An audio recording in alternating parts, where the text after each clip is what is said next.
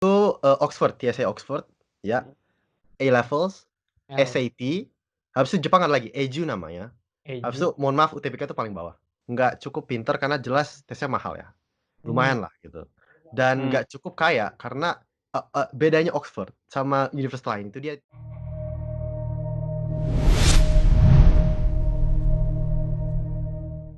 Kan berarti latar belakang lu sebenarnya di Inggris ya? Maksudnya lu udah punya pengalaman di Inggris, orang tua lu juga pernah kuliah di Inggris. Maksud gua kenapa lu nggak ngelanjutin di Inggris gitu?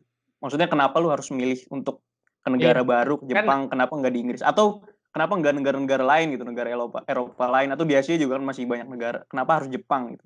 wah ini ceritanya panjang sih sebenarnya. Pilihan pertama gue Inggris, asli. Terus Jepang itu mungkin kedua atau ketiga. maksudnya ini berarti pilihan pertama tuh udah masuk ke jenjang waktu pertama mikirin mau kuliah kemana nih gitu. Iya gitu. Memang Oh, waktu awal mikir tuh Inggris sih. Jepang itu agak oke lah, tapi hmm. Jepang itu karena memang banyak alumni yang ke sini gitu. Dan beasiswanya melimpah. Hmm. Itu memang alasan utama gitu. Hmm. Tapi kalau pilihan pribadi sih ya Inggris. Inggris atau mungkin Eropa. Tapi ternyata Eropa itu sangat bukan mustahil sih, tapi susah. Terutama Oh, kita yang mungkin madrasah dan mau kuliah langsung gitu. Lulus langsung kuliah itu agak oh susah. berarti Aziz ini SMA-nya madrasah ya? Iya betul. Wah, Hmm. terobosan gila sih. Ya, orang nggak kebayang ya Ceritain kalau tuh, anak Jis. madrasah gitu ke Jepang gitu. Atau ke luar negeri Makanya secara gue umum. pengen pengen tahu ceritanya sih tadi yang kata lu agak panjang itu, maksudnya apalagi pilihan pertama lu sebenarnya Inggris bukan Jepang, itu gimana, Jis? Iya, pengalaman Segala sampai detail tes masuknya misalkan udah nyobain ke Inggris apa aja atau udah nyobain Jepang apa aja atau bahkan nyobain UTBK yang tahun kemarin apa aja gitu. Iya, jadi ini panjang sih memang. Apa dari awal masuk SMA tuh memang sudah ada ya target lah mau ke luar negeri. Walau itu entah hmm. kemana gitu. Tapi memang fokus lama mau ke Inggris ya. Hmm. Tapi bener-bener cair, bener-bener ada apa planningnya itu mulai tahun ketiga gitu. Karena memang dipersiapin dan enak bangetnya madrasah gua itu BK-nya bagus banget, infonya bagus banget. Dan itu memang sangat menginspirasi buat kita maju untuk ke luar negeri. Karena kadang-kadang orang-orang itu yang bikin dia nggak bisa ke luar negeri, terutama Kurang mungkin madrasah, kurang info ya, kurang info. info itu memang perlu banget. Entah apa, nyari tempat beasiswa, tesnya gimana, sistem pendaftarannya apa, itu memang penting banget. Dan gue ngerasa bahwa level tesnya itu sebenarnya mungkin nggak sesusah UTBK untuk beberapa subjek ya. Cuma karena kita emang nggak tahu infonya, nggak tahu gimana cara persiapannya, akhirnya kita keteteran kan. Maksudnya telat atau bahkan nggak bisa untuk daftar. Kurang persiapan Iya. informasi berarti. Jadi apa sih dulu gua daftar itu pilihan pertama banget Inggris. Inggris itu bisa Hmm. milih 5 universitas. 5 universitas. Milih apa aja Iya, tuh? paling pertama yang gue pengen banget dulu masuk itu, Oxford, University of Oxford. Oxford, Inggris, gitu. Dulu nomor satu di sana gitu.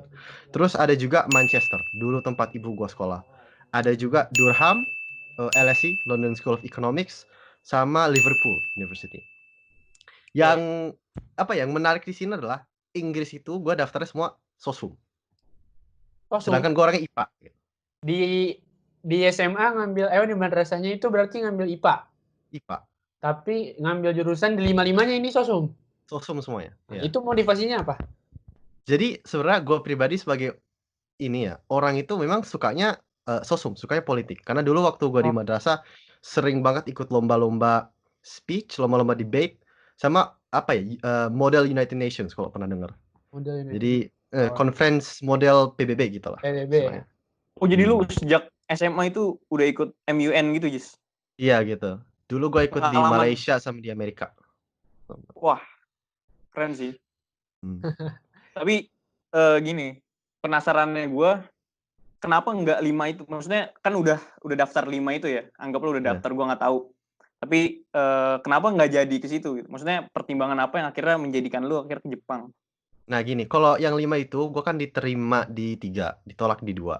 Iya, di Oxford itu diterima sampai interview. Interviewnya agak gagal sih sebenarnya. Karena Hmm. mungkin ya, gua sama orang itu, si profesor itu pandangannya beda banget. Habis itu Oh, sudah timbal timbal balik ya, nggak bisa diklopin gitu ya. Eee, untuk yang lain, misalnya Manchester, Liverpool, Durham itu diterima, gitu. Dan memang tinggal berangkat. Tapi berangkatnya itu yang susah, karena Inggris itu untuk S1 hampir nggak ada beasiswa. Atau bisa dibilang nggak ada beasiswa malah. Kita harus cari di luar universitas, karena universitas sama pemerintah Inggris nggak ngasih untuk S1, gitu. biasanya bentuknya apa tuh, Jis, kalau di luar? beasiswa sama pemerintah nggak ngasih? Apakah Eh, sponsor atau apa gitu? iya harus sponsor, harus pihak Harus ketiga. sponsor. Entah itu perusahaan atau dulu gue daftar untuk beasiswa dari bank CIMB. Jadi dulu ada beasiswa CIMB Asian Bank scholarship gitu. Berarti sponsor.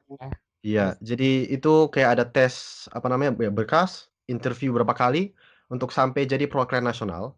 Habis itu di perwakilan nasional itu diberangkat ke Malaysia, ke pusat CIMB. Di mana kita ya istilahnya bertarung lah melawan perwakilan negara-negara ASEAN lain gitu. Dan lu udah nyampe tahap itu. Udah sampai tahap final interview banget. Jadi dulu itu ada kurang lebih 8.000 pendaftar dari seluruh ASEAN gitu ya. Habis itu diloloskan ke tahap berikutnya, perwakilan nasional itu sampai 50 orang. Di final interview dipanggil sekitar 20, yang lolos pernah dapat beasiswa, kalau nggak salah sih tahun 2 tahun yang lalu berarti ya. 12 orang. 2018, 12 orang. Iya. Dari 8.000 kepilih 12 orang ya yang bener-bener lolos. Iya gitu. Keren sih. Lumayan banyak ya itu 12 orang. Banyak banget. Dikit dong. 8.000 ya. Jurusannya apa, Jis? Kalau boleh tahu tuh. Apa? Kan sosum. Oh ya, sosum. Di Oxford, di Manchester. Itu di ini ya, di sosumnya istilahnya nomor satunya Inggris yang pokoknya paling terkenal, paling populer. Namanya PPE. PPE kepanjangannya? Philosophy, Politics, Economics. Ini dia gabungan 3 major sebenarnya, 3 apa namanya jurusan. Oh, ini artis ada nih yang ngambil jurusan ini nih. Tahu gue nih. Maudy Ayunda kan. Maudy Ayunda ya, itu kan sih, bener. Iya benar. Bener. Di Oxford. Oh iya bener. Maudy Ayunda bener. Dia juga yang membuat gua agak terinspirasi ya pengen ngambil. Oh, ada inspirasi Maudy Ayunda. Tapi kalau Maudy Ayunda itu emang menurut lo Jis ya, gua kan nggak tahu juga. Dia emang pinter atau mampu Jis? Maksudnya karena harus dua-duanya, harus pinter, harus mampu. Oh, harus dua-duanya. Di Inggris itu ya harus mampu dua-duanya. Maksudnya nggak cukup cuman kaya doang gitu anggaplah. Iya. Kalau gua boleh jujur ya, apa namanya, nggak cukup pinter karena jelas tesnya mahal ya. Lumayan lah gitu. Dan nggak cukup kaya karena bedanya Oxford sama universitas lain itu dia TSA, Thinking Skill Assessment. Itu jadi istilahnya kayak apa ya, TPS-nya mungkin isi UTBK, tapi levelnya tinggi. Odds-nya tinggi banget gitu. Dan kita bisa les, tapi memang perlu apa ya? Gue nggak mau bilang genetik sih, tapi memang perlu ada latihan yang lebih gitu untuk bisa ngerjain. Oh. Kebayang. Nah, ini udah masuk topik menarik juga. Maksudnya kan ya kalau di Indonesia sendiri ya, gue sama Fabi mungkin ngerasain waktu pengen masuk PTN, ya kita bersaingnya di UTBK pasti ada instrumen seleksinya lewat UTBK. Maksudnya kalau lu ke Jepang, ke Inggris yang lu udah punya pengalaman itu gimana Dis? Maksudnya apa aja yang harus lu lakuin, apa aja yang harus lu lewatin sampai sana gitu. Tesnya sama atau apalah. Misalkan kalau Inggris tuh kita perlu komponen tes ini. Kalau Jepang ya kayak gitu. Biar kalau untuk teman-teman luar negeri denger tahu nih.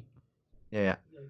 Ini ya yang paling penting tuh memang berkasnya itu harus ada international test untuk bahasa Inggris, untuk subjek, dan kadang-kadang untuk ini ya, misalnya TSA atau sejenis si TPS untuk logika atau untuk penalaran lah gitu.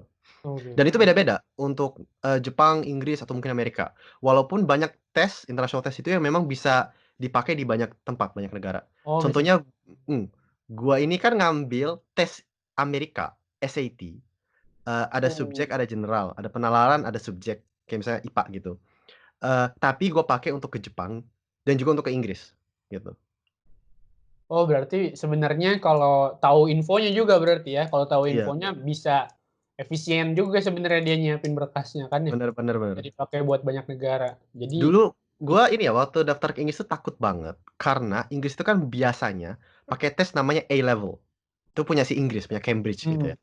Jadi gua kira, waduh gua harus belajar semuanya nih, udah ada. Kan UTBK ya ambil aja lah untuk cadangan gitu ya.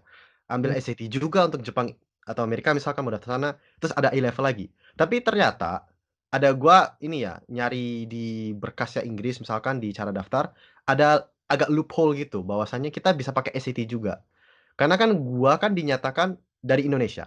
Tapi Indonesia itu nggak ada tes yang qualify ke sana gitu, nggak ada yang bisa dipakai. UTBK kan nggak terstandarisasi internasional gitu ya. UN juga sama.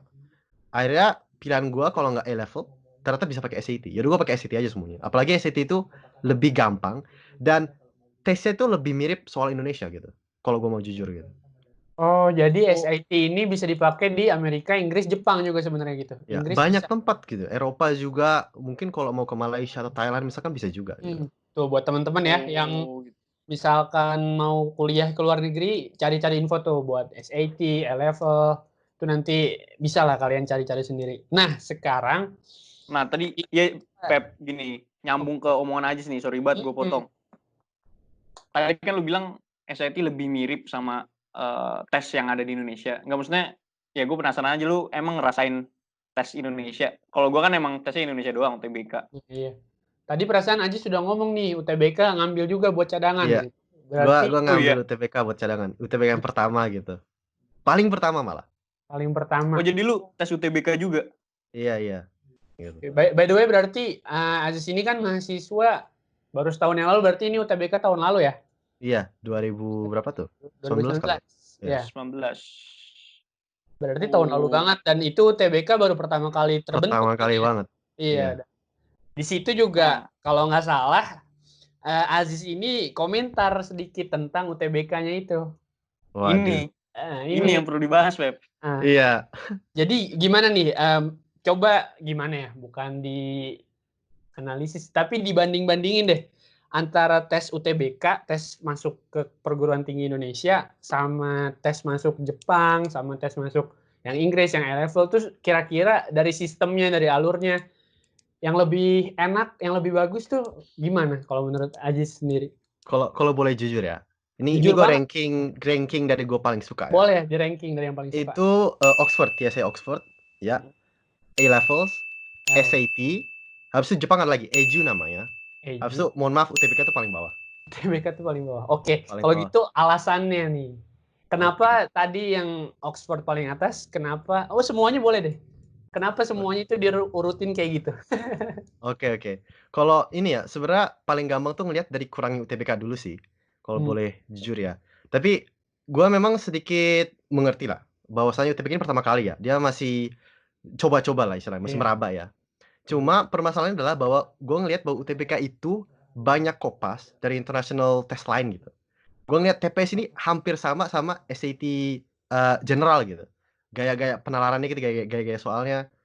SAT subjek itu juga agak mirip sama UTBK yang si TKA-nya ya, si Oh, apa ya. namanya, TPA-nya ya. Tapi, Ah, eee, apa ya, UTBK ini gua mau bilang susah, susah banget. oh, Tapi susahnya itu bukan susah yang membuat tesnya jadi bagus gitu.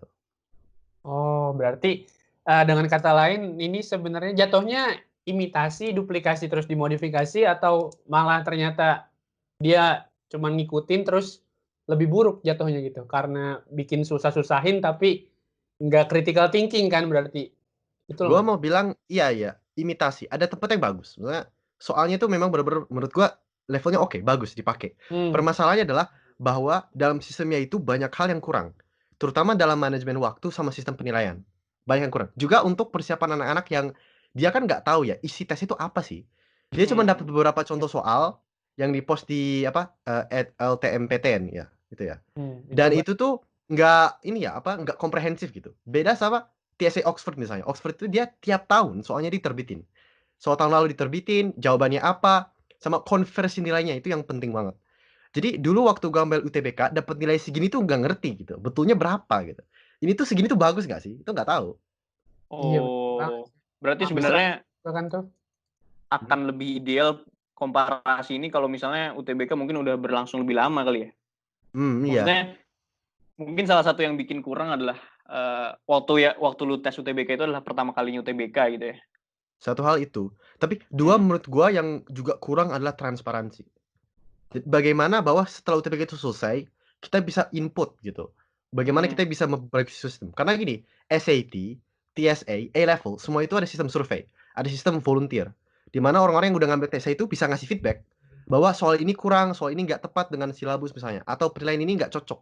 Atau misalnya dia dengan masuk nilai, dia bisa tahu nilainya berapa, betul soalnya berapa, dia juga bisa kasih komentar, wah ini tuh kok kayaknya nggak bagus gitu.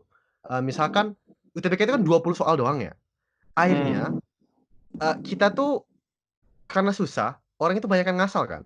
Masalahnya, nilai dia mayoritas itu dari hasil ngasal. Dia dari hasil ngasal malah jadi bagus ya? Bukan? Bisa jadi bagus. Karena gini, orang ngasal itu bisa jadi benar, bisa jadi enggak. Dan ketika orang-orang yang hoki itu nilainya tinggi banget, itu dia ngedorong banget biar orang-orang ini yang sebenarnya nggak begitu tahu, dapet nilainya malah bagus banget gitu. Karena untuk ngasal 20 soal itu dan benar nggak sesulit misalnya TSA dia 50 soal. Mau ngasal pun nggak bisa gitu. Mau ngasal betul pun karena dia ada perhitungannya, namanya IRT gitu.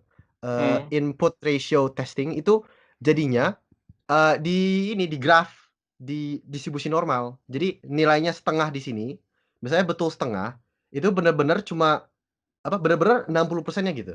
Jadi yang dapat nilai bagus memang benar-benar yang bisa gitu.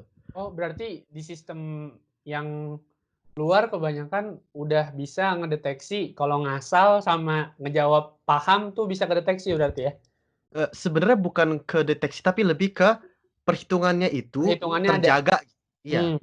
Jadi walaupun ngasal pun itu tetap nilainya standarisasinya bagus gitu. Oh ya, jadi si yang ngerjain soal itu tahu kenapa nilainya misalnya 900, dia tahu mana aja yang bener, mana aja yang salah gitu ya. Ya, jadi SAT Baca itu lah. ada gitu. Misalnya dia benar 50 soal, nilainya jadi berapa? 700 misalkan. Kalau TSA juga sama, betul 40 dari 50, nilainya 74 misalkan. Kalau UTBK sekarang kan nggak ada itu ya. Jadi orang itu kan ngeblank kan, nggak tahu juga kan. Nilainya sebenarnya betulnya berapa dan hasil ini gimana. Mungkin ya dari pihak pemerintah ada kemauan untuk merahasiakan sementara misalkan gitu. Tapi itu jadinya kita nggak bisa memperbaiki sistem ini gitu loh, karena kita nggak tahu. Iya ya. Tapi sebenarnya kalau bicara kualitas soalnya gitu, maksudnya ya kita mudah rumitnya itu sebenarnya UTBK tuh nggak mudah ya, maksudnya bisa digolongkan sulit juga mungkin ya. Iya, Apa gimana digolongkan menurut lu? sulit, apalagi untuk ini ya, level pendidikan Indonesia yang benar-benar nggak merata. Orang-orang yang bisa ngerjain UTBK itu biasanya orang-orang yang memang sudah lesnya itu sangat-sangat ampuh, atau dia olimpiade, karena memang ada banyak soal yang menurut gua level-level olimpiade itu bisa disebut kayak gitu. Balik Gitu lagi loh. ke situ berarti ya dunia. Iya bener sih. Kadang Ya pasti. jadinya malah ada yang nggak bisa ngerjain sama sekali karena emang dia belum sampai situ Iya. level pemahamannya kan. Iya, dan bedanya dengan SAT misalkan atau A-level adalah silabus mereka jelas bahwa untuk nomor-nomor ini soalnya begini, ada contoh soalnya, ada pembahasannya gitu. Untuk di Indonesia kan baru-baru ini ada misalnya contoh soal TPS, tapi itu pun nggak ada pembahasannya. Cuman dia kenapa kunci jawabannya apa gitu. Dan silabusnya pun nggak bisa diandalkan sama sekali gitu. Maksudnya memang silabusnya itu, tapi kan level soalnya kan nggak kebaca sama sekali dari silabusnya apa gitu. Dan akhirnya kita ini ya sangat mengandalkan pihak ketiga, tempat-tempat les gitu. Beda dengan misalnya Inggris tadi ya, si A-level yang dia memang punya official tes praktis misalnya gitu. Official kunci jawaban, official pembahasan. SAT juga sama. Secara secara kasar lah, maksudnya dengan sederhana kalau misalnya gue pengen tahu mana yang lebih susah, mana yang lebih gampang menurut lu yang udah ngerasain banyak tes masuk kuliah ini, menurut lu mana Jis yang paling susah Jis? Ini gue Susah, urutin ya. susah deh. Iya, definisinya susah Iya, dikerjain. iya, susah.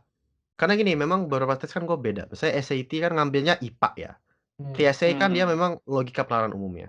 Tapi kalau gue mau bilang susah, untuk dapat nilai bagus itu TSA, Oxford paling susah. Di bawahnya A-level. A-level juga susah. Apalagi A-level Singapura. Karena kan gue dulu juga tes untuk NTU ya, itu susah. Gitu. A-level Singapura, A-level Inggris, EJU Jepang juga susah. Gitu. Malah gue mau bilang, UTBK itu tergantung soal sih, tergantung pelajarannya. Ada beberapa pelajaran yang UTBK ini lebih susah dari A-level. Malah. Ada yang dia sama kayak EJU gitu. Tapi yang jelas SAT paling gampang. SAT paling gampang ya? Iya. Bahkan Malah lebih gampang dari UTBK. malah lebih gampang dari UN. UN belakangnya kan agak susah nih. Jujur ya, Wah. UN ini MTK kan lumayan meningkat ya kesulitannya ya. SAT itu Iya. gampang banget asli. MTK-nya gampang banget. Gua kan SAT kan dapat full score. Tapi itu cuma 78%. Maksudnya di rankingnya. Artinya kan 20% orang itu nilainya full. lebih tinggi dari full berarti. Maksudnya Iya, iya sih. gini, enaknya SAT juga adalah bahwa nilai lu walaupun katakan salah nih, salah 3, 4 soal itu masih bisa dapat nilai full, ada toleransi, Hmm. gitu. Dan berarti sebenarnya lu mencapai nilai itu juga karena di sebelum-sebelumnya tadi yang lu sebutin kan silabusnya jelas, terus bisa mempelajari apa yang perlu dipersiapin apa aja, bisa nyusun strategi buat ngerjain Iya, soalnya gitu kan. iya, iya, iya. Mungkin iya sih. Mungkin karena UTBK ini baru kali ya. Nah itu agak susah juga sih. Nah, kalau dari lu sendiri, Jis, kalau misalnya lu dapat kesempatan atau apa ya, posisi atau legitimasi untuk memberi saran atau membuat kebijakan, menurut lu sendiri apa yang perlu diperbaiki dari UTBK atau apa yang seharusnya ada di UTBK gitu? Dengan ya kan lu udah ngerasain banyak tes juga kan. Berarti kan emang lu adalah orang paling berhak yang untuk membanding-bandingkan kan. Maksudnya orang kayak gua, kayak Fabi apalagi UTBK aja nggak bisa kan. Eh, Ya, kenapa? Nah, lu sendiri yang udah ngerasain itu, menurut lu apa yang perlu diperbaiki dari UTBK, Jis? Kalau misalnya pemerintah ya, jujur menurut gua harusnya lebih difokuskan untuk persiapan siswa bisa ngerjain UTBK gitu. Dan juga untuk penilaian lebih transparan sih menurut gua. Itu perlu banget. Kayak apalagi karena UTBK ini baru, menurut gua perlu ada feedback system gitu. Mungkin itu sih yang paling penting, feedback system yang transparan gitu. Iya. Gitu. Dan feedbacknya juga didengar nggak sih? Kalau feedback terus ternyata berkembangnya ke arah yang sama, maksudnya nggak sesuai sama keinginan yang ngejalanin kan? Nah Jadi itu, iya. karena gini ya menurut gua apa ya, Indonesia itu untuk UTBK khususnya atau mungkin untuk masuk perguruan tinggi secara umum ya, masih terlalu berat sebelah untuk persiapan yang jatuhnya swasta gitu. Dalam artian tempat les dan sebagainya. Tapi memang kayak di Jepang, Inggris, Amerika juga ada kayak gitu, tapi orang-orang yang biasa pun karena sudah jelas silabusnya, contoh soal koleksi soal tahun-tahun lalu sudah banyak, mereka dengan sendirinya pun bisa belajar, harusnya bisa lolos gitu.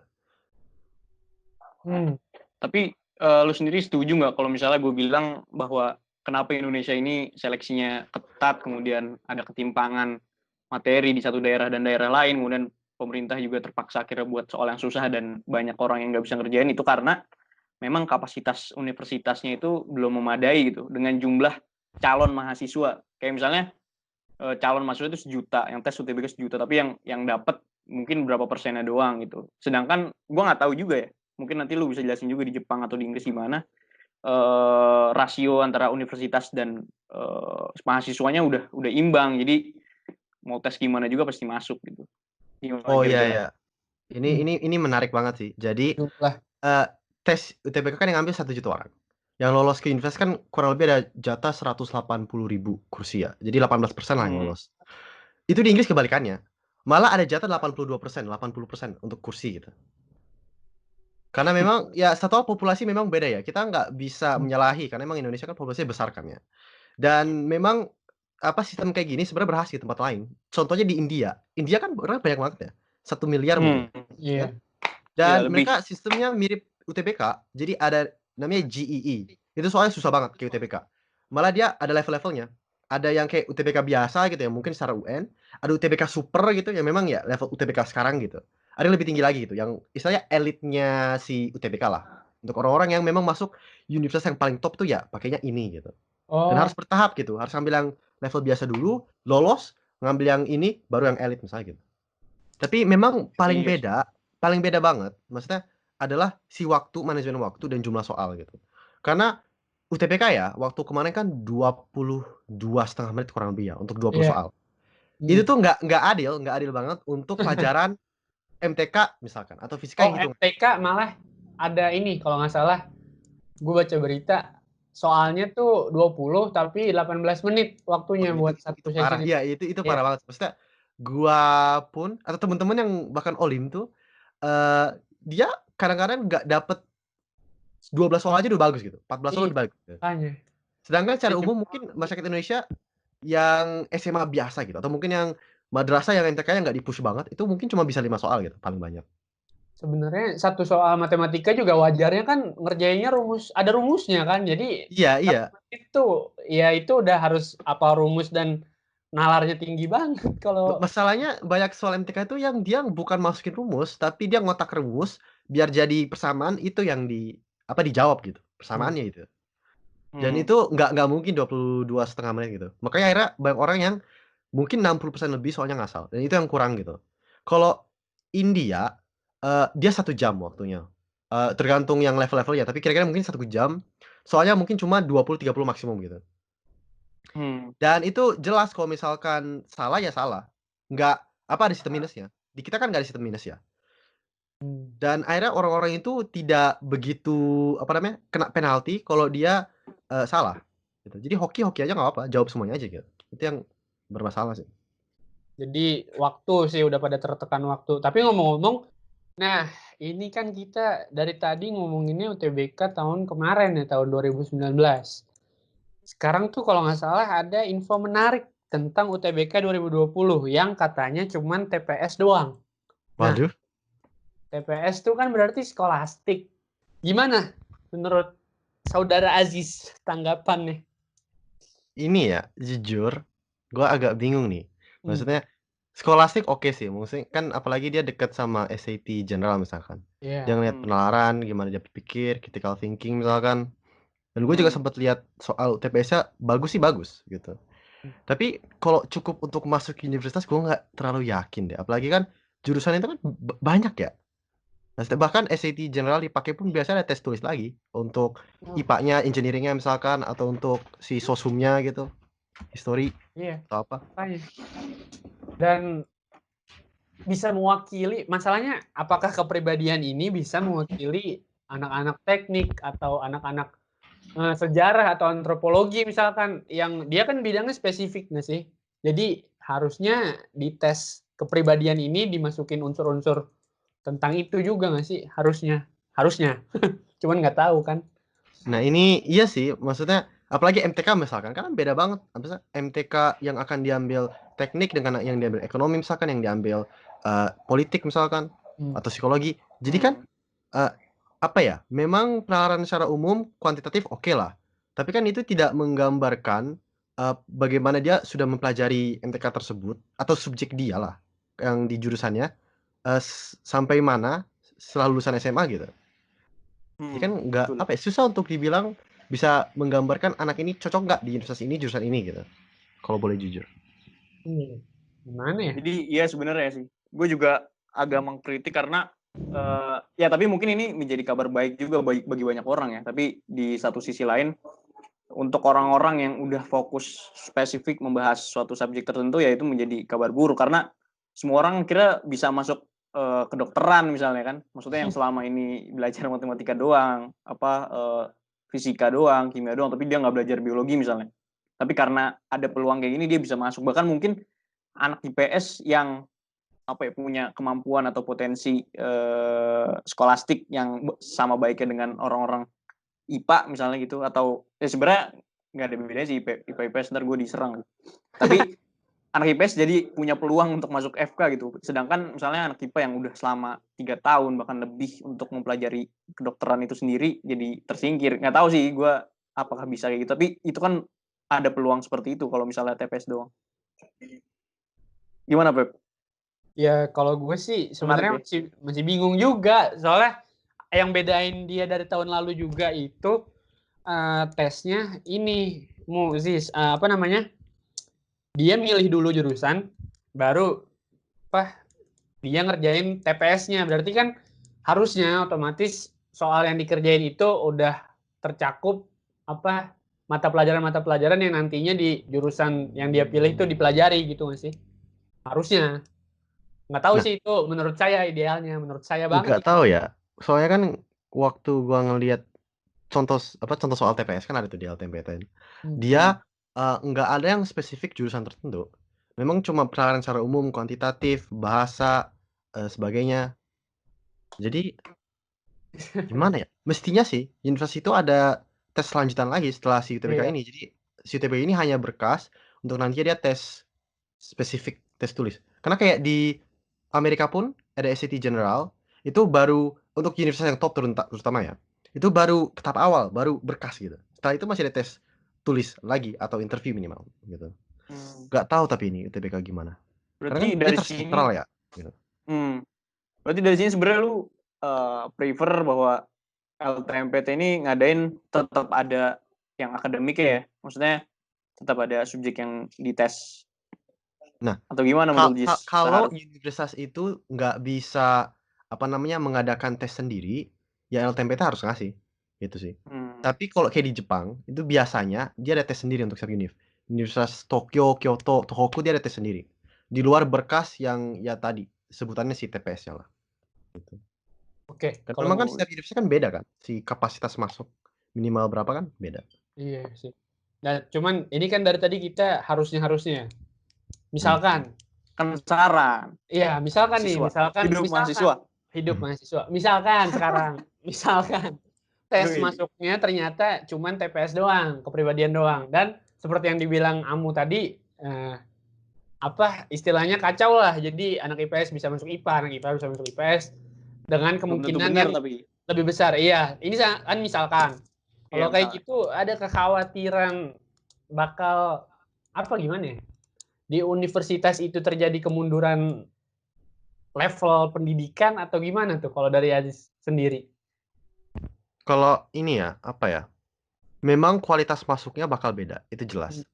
Tapi bagaimana lulusannya nanti itu, kalau memang universitas sudah sudah terstruktur, sudah jelas si pendidikannya, si silabusnya, si kurikulumnya, si para profesornya misalkan, harusnya sih dengan lulusan tersebut masih bisa levelnya tinggi gitu. Setara dengan seharusnya lulusannya si universitas ini. Tapi karena masuknya sudah beda, itu mungkin dia sudah merubah level. Karena rata-rata kan sudah berubah, bisa jadi gitu. Kita nggak tahu juga. Ya, Menarik. menarik banget. Tapi ini sih, ya kalau gue sih tetap aja kan kita sebagai mahasiswa memberi masukan gitu. Walaupun kita juga belum tentu benar sih, tapi kan kita tetap berhak untuk memberikan masukan. Ya nggak, Beb? Yoi, Ya. opini. Tadi ya sebenarnya ini nggak tahu karena tadi menarik banget bahas UTBK. Gue sebenarnya agak pengen balik lagi sih Jis, di Jepang karena dengan latar belakang lu yang sebenarnya bercita-cita ke Inggris, apalagi itu adalah tempat masa kecil lu bertumbuh dan berkembang. Sebenarnya lu menikmati nggak sih di Jepang? Apalagi di Jepang ini lu tetap IPA ya. Padahal kalau di Inggris lu IPS, yang tadi lu bilang lu suka IPS sebenarnya dengan pengalaman lu ikut MUN dan debate atau segalanya. Lu menikmati nggak sih di sekarang ini di Jepang, di negara Jepang dan di jurusan yang lu pegang sekarang? Kalau menikmati dalam banyak hal gitu. Pribadi gue bisa jadi suka Jepang itu karena memang sudah suka budaya Jepang gitu dari SMA gitu. Entah itu nonton anime, baca komik, itu satu hal. Jadi emang bisa lebih ada gairah untuk belajar bahasa Jepang gitu. Walaupun nggak begitu dituntut bahasa Jepang di sini karena kan international course ya, dia pakai bahasa Inggris. Oh, berarti di kelas bahasa Inggris. Iya, tapi untuk IPA ya, ini agak susah gitu, agak sensitif buat gua karena di satu hal gua suka IPA karena memang levelnya itu susah. Fisika NTK itu susah dan itu yang membuat dia menarik. Tapi kalau dibilang itu kemudian menjadi passion, itu gua sendiri belum bisa yakin bilang itu passion gitu. Karena di atas itu masih ada pribadi gua yang lebih suka MUN kalau jujur gitu. Oh ya berarti emang ada konflik lah. Konflik batin lu sendiri sih. Konflik Satu sisi lu suka banget. Tapi yang lu suka dari IP itu apa? Emang lu dari dulu suka fisika gitu, Jis? Sebenarnya dulu gue malah nggak gitu suka fisika. Malah waktu dulu di madrasah, ulangan pertama gue yang remet fisika, gitu. Tapi setelah itu akhirnya kan nyoba masuk yang tim-tim olim gitu ya, coba-coba ya. Akhirnya jadi belajar dan jadi menikmati gitu. Walaupun mungkin gue nggak begitu nikmati fisika secara teoritikal, tapi lebih kepada karena ini susah, ada critical thinkingnya, gue jadi suka untuk mengerjain soalnya gitu misalkan. Oh, berarti sebenarnya ini bisa jadi pesan buat teman-teman yang lagi nonton ini juga. Kayak kita bisa belajar apapun itu. Asalkan kita kalau dari Aziz sendiri buat belajar tuh kira-kira kita butuh apa aja? Harus ada gairah sih menurut gue, harus ada motivasi. Harus ada motivasi ya. Motivasi dan harus terus berarti ya. Motivasi itu bikin kita terus mempelajari hal tersebut sampai bisa akhirnya kan? Iya gitu. Buktinya tapi ini mungkin buktinya Iya, buktinya ini si Aziz ini sudah sampai ke universitas nomor 1 Jepang. Nah itu dia Pep, yang membedakan Ajis sama lu Pep. Waduh.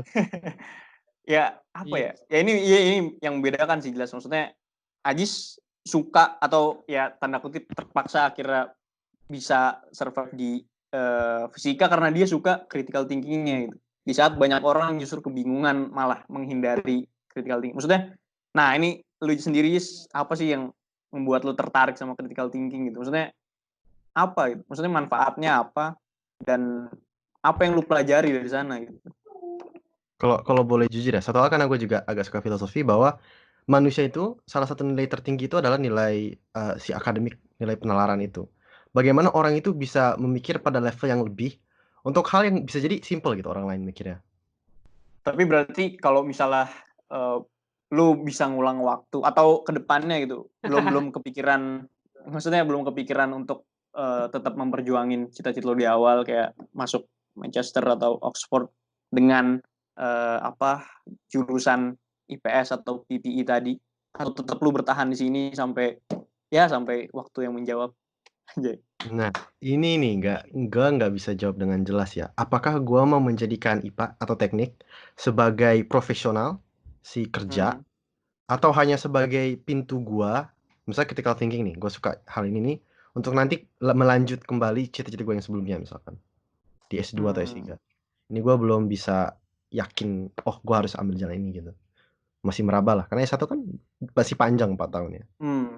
Tapi berarti masih ada kemungkinan di S2, S3 lu nanti justru ngambil ke sana ya? Maksudnya balik arah atau ya pindah haluan itu masih mungkin ya? Iya. Walaupun Iya, nantinya masih. nggak linear gitu kan? Iya. Dan nggak apa-apa juga sih menurut gua, karena apa ya? Kayaknya dunia ini makin lama tuh butuh diversifikasi gitu, harus bisa banyak hal gitu untuk bisa jadi fungsional di masyarakat. Iya, gue setuju sih. Gimana Pep? Terakhir, nih jam berapa Jis di Jepang Jis? Sekarang jam 11.43 sih di sini. Iya, Malam. udah malam nih, kasihan. Udah 2 jam. Jadi pertanyaannya adalah Ya, apa? lah, so asik. Di briefing nggak ada so asik tadi. Waduh, kita emang ada briefing. Ini gua tiba-tiba dipanggil nggak tahu nih ini ngomong apa nih. Kan tiba-tiba, kan hiburan Pep. Oke, pertanyaannya gini. Kenapa bumi bulat atau datar?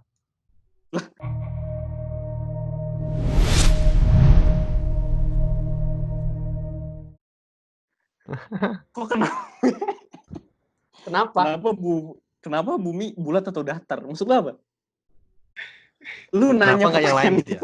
Kenapa harus Udah. bulat atau datar gitu ya? Brought to you by Production.